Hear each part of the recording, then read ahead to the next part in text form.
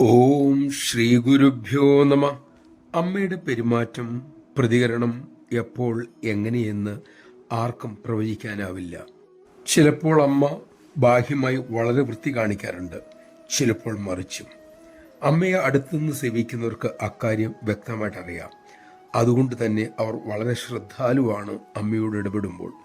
ആശ്രമത്തിലെ ആദ്യകാലം അമ്മയുടെ കാര്യങ്ങൾ നോക്കി ചെയ്യുന്ന ഒരു യുവതി ഉണ്ടായിരുന്നു. അവർ അമ്മയ്ക്ക് കുളിക്കാനുള്ള വെള്ളം ബക്കറ്റിലാക്കി വെച്ചു. തികച്ചും അശ്രദ്ധയോടെയാണ് അവർ അത് ചെയ്തുകൊണ്ടിരുന്നത്. അമ്മ അത് മനസ്സിലാക്കി. വെള്ളത്തിൽ പൊങ്ങിക്കിടക്കുന്ന നനുത്ത പൊടിപടലങ്ങൾ ചൂണ്ടിക്കാണിച്ച് അമ്മ അവരെ വഴക്ക് പറഞ്ഞു. അവർ വിഷമത്തോടെ ചോദിച്ചു, അമ്മ ചിലപ്പോൾ ഇത്തരം കാര്യങ്ങൾ ശ്രദ്ധിക്കാറേയില്ലല്ലോ. ഇപ്പോഴിതാ വളരെ ചെറിയ ഈ പൊടിപടലങ്ങളെ കുറിച്ച് പറയുന്നു. ഇതെന്താ അമ്മ ഇങ്ങനെ? അമ്മ ഗംഭീര സ്വരത്തിൽ അരുളി, ചിലപ്പോൾ ഞാൻ എൻ്റെ ലോകത്തിലാണ്, ചിലപ്പോൾ നിങ്ങളുടെ ലോകത്തിലും. അത് കേട്ട് അടുത്ത് നിന്നവർ ധരിച്ചുപോയി. നമഃശിവായ. നമ്മെ വഴി കാണിക്കാനായി ആ ദിവ്യതലത്തിൽ നിന്നും വിശ്വമാതാവ് താഴെ വന്നിരിക്കുകയാണ്. അമ്മയെ സമ്പൂർണ്ണം ചോദ്യം ചെയ്യാതെ അനുസരിക്കാൻ നമുക്ക് സാധിക്കട്ടെ.